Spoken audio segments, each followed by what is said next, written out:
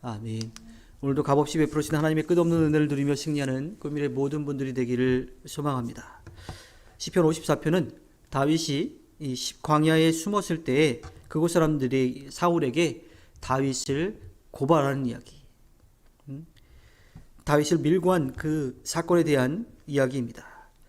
다윗은 하나님께 탄식하며 도움을 구하고 있어요. 자신이 어떠한 공경을 당하고 있는지를 호소하고 있고요.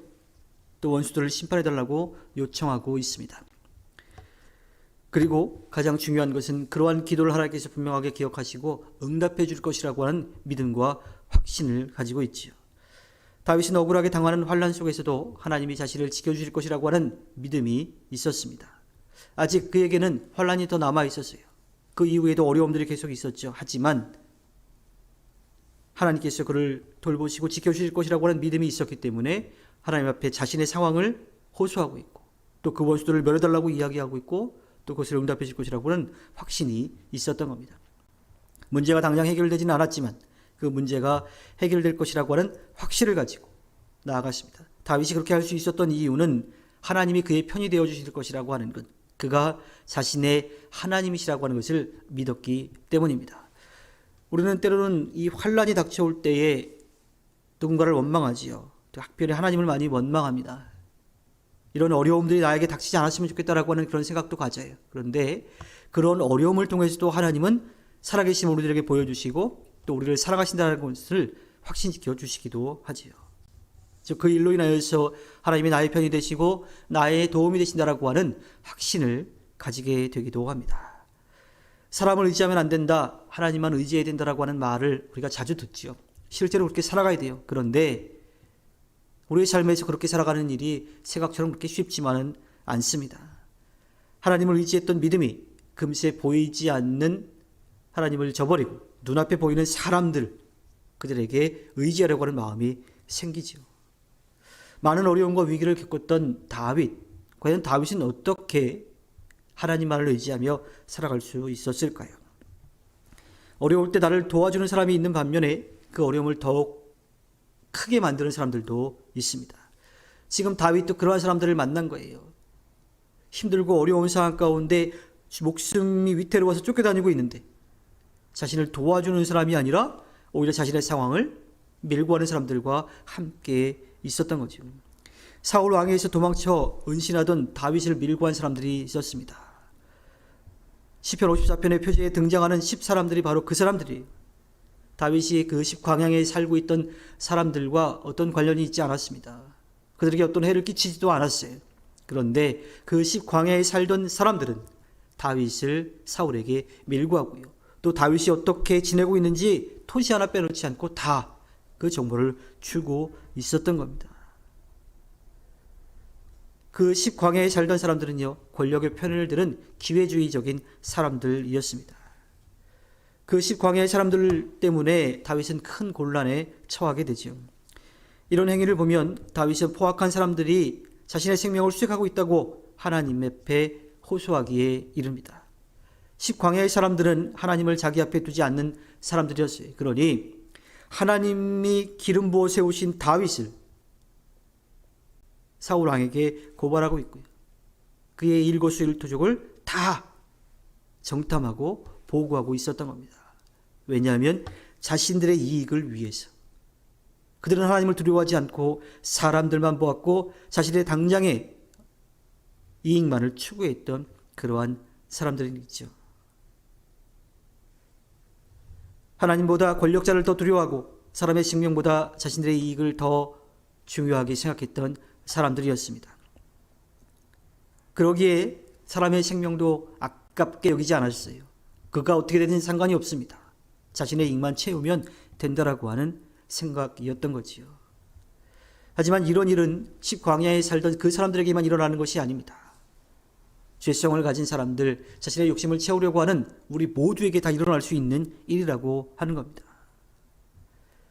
이런 죄성을 가진 사람들은 언제든지 다른 사람의 불행을 이용해서 자신의 이익을 남기는 일에 서슴지 않습니다.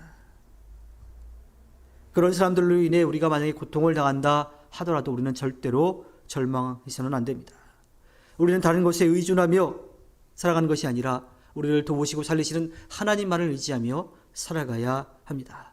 하나님은 다윗처럼 자신의 상황을 다 이야기하고 하나님께서 나를 도와주실 것이라고 하는 확신을 가지고 기도하는 자, 그러한 사람의 간절한 기도를 분명하게 응답해 주시는 분이십니다.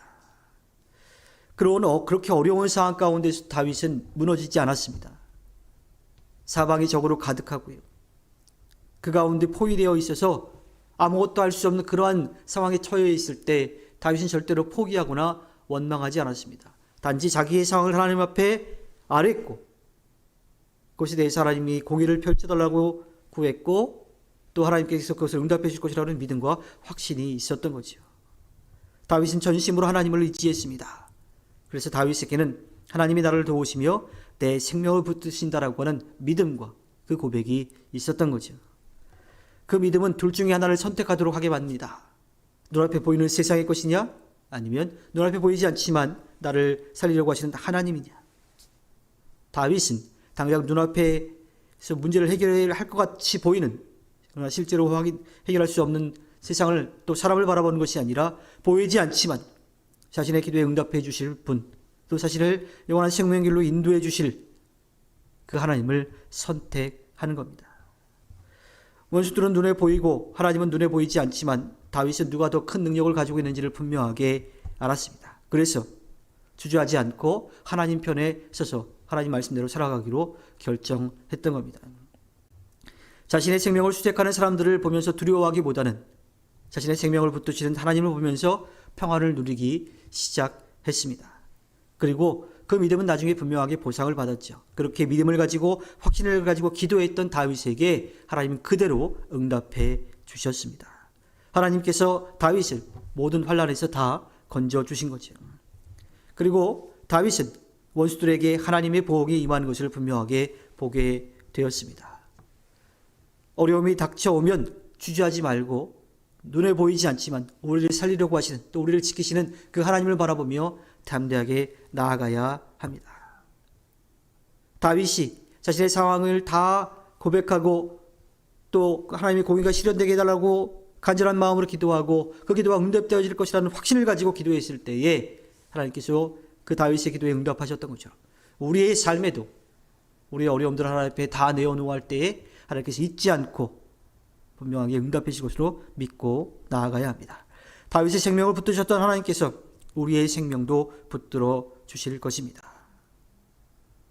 그리고 눈앞에는 당장은 그런 일들이 우리에게 그런 하나님의 응답이 이루어지지 않는다 하더라도 머지않은 시간에 하나님께서 그렇게 도우셨다라고 하는 것, 그것을 우리는 분명하게 보게 될 것입니다. 믿음은 선택입니다. 세상과 하나님, 사람과 하나님, 또 재물과 하나님, 그 가운데에 어떤 것을 선택할 것인가, 그것이 믿음입니다. 다윗은 자신의 생명을 위협하는 사울과 자신을 고발하고 있는, 또 자신의 일거수일투족을 다 전달하고 있는, 자신을 위험에 빠뜨리려고 하는 십광의 사람들이 아닌 자신의 생명을 붙드시는 하나님을 더 크게 보고 하나님을 선택했습니다. 상황이 다를지라도 원리는 동일하지요. 우리의 삶도 마찬가지입니다. 우리를 유혹하고 위협하는 그 어떤 것도 하나님보다 절대로 크지 않습니다. 그리고 능력이 있지 않고요, 중요하지 않습니다. 어떤 순간에도 우리를 살리시는 하나님만을 선택하는 우리 모두가 되기를 바랍니다. 하나님께서 허락해 주신 오늘 하루를 살아갈 때 세상이 아닌 하나님을 선택하는 꿈일의 모든 분들이 되기를 주님의 이름으로 부탁드립니다. 기도하겠습니다.